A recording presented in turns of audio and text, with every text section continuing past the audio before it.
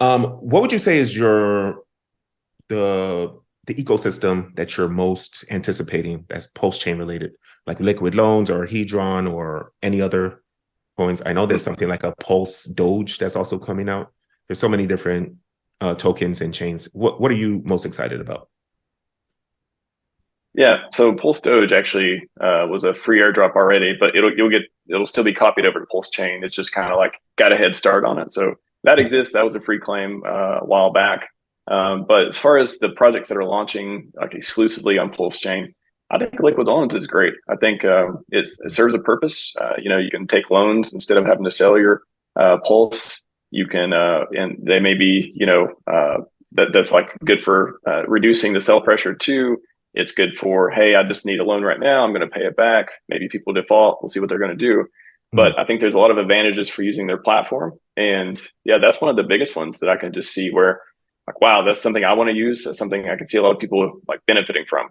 And that's what I try to focus on when I go over, talk to founders, talk about different projects. Is like, what is good? Like, what is providing utility? What is a positive price feedback loop for Hex? Whether it's a derivative, whether it's something that's built on top of Hex, whether it's something that's like providing utility for people on PulseChain.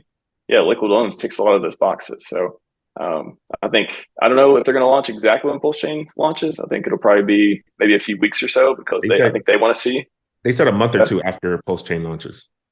Yeah, because they want to see, what the market does. If there's a huge dip, they don't want people getting liquidated for no reason. Like they can just wait a couple months if they need to make sure the market kind of settles down a little bit.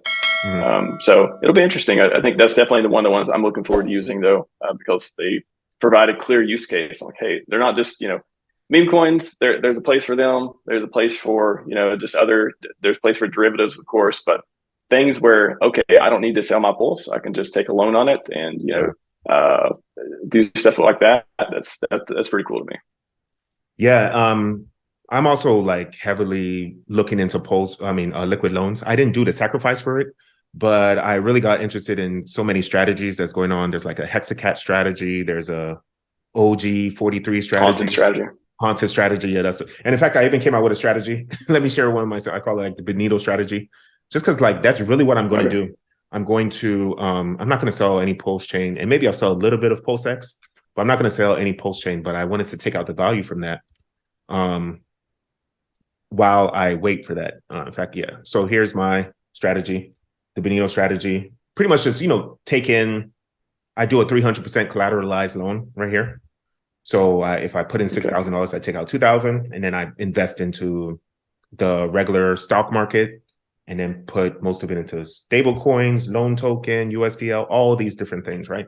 And that's the good thing about PulseChain, that you can, and PulseChain and liquid loans and all the other tokens that's related to it, you can make it work however you want it to work, because there's so many ecosystems that's connected to it, so many other chains that's connected to it. It's almost like AOL back in the day, like 1999. I don't know if you remember, like AOL wasn't really the internet. AOL was like a walled garden of the internet. And this is like maybe a newer version of that, or like, I guess a more recent terminology will be the App Store. The App Store is more walled garden of your approach to the internet too. And that's really what's going to happen with PulseChain, with so many different layers being built on top of it. And I'm actually really excited for it to happen. My prediction is that it's going to come out May, June, July of this year. But of course, that doesn't mean anything. I don't know when it's going to come out. Richard himself doesn't know when he's going to come out. He says that all his predictions are wrong when it comes out. So all I can do is right about all the wrong predictions. Yes, exactly. All I can do is just guess. But based on how V3 is coming out, based on like rumors that I see on Reddit or Twitter, people are saying that the end of Q2 is when it might come out. The end of Q2 is what it seems like is going to happen. Maybe the beginning of Q3, with 6 months or less from now, which sounds good. So all we can do is just cross our fingers and hope, pretty much. Yeah, it sounds good. I don't know. Before all the testnet screenshots and stuff, I had my sights set on 2024. I just keep pushing it out, very conservative with it, because I'm like, I don't want it to, bother me. I don't want to have anxiety from it. I don't want to financially plan around something that I don't have enough data to make decisions on. So maybe it sounds like it's the first time in the last few weeks I thought, okay, it could release this year. So could be. Hard to say though. Hard to say. I certainly hope so. I think we've been waiting on it a while, but software is hard, right? Software is Yeah, hard. definitely true. Yeah, at first I was like planning my life around it. I was even planning my life around May of last year. But after it didn't come out, I was really angry. But then I had to like look back and look at myself. I'm like, okay, you're really worried about something that you cannot control. You're really making it angry in yourself. And I know, yes, we sacrificed lots and lots of money for it. I get it, right? But there's nothing you can do about it. That's really what it is. So Yeah, because there's nothing you can really do about it, you just have to be patient and just wait for it to come out. Unfortunately, it takes a yeah. long time, but that's all you can do. You don't really have another choice.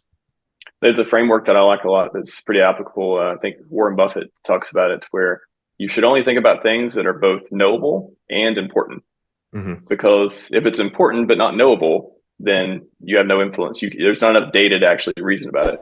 But if it's knowable but not important, then why are you thinking about it in the first place? So Yeah. PulseChain is both. PulseChain, obviously, it could be important depending on your financial situation, what your plans are, what the market may do. Even though that's kind of like halfway knowable, not you're just kind of guessing on that part. Yeah. But you don't really you don't know when it's going to launch. So it's just not something. I try to like remove it from my mind using frameworks like that. Okay. Yeah, I agree. Definitely. Okay.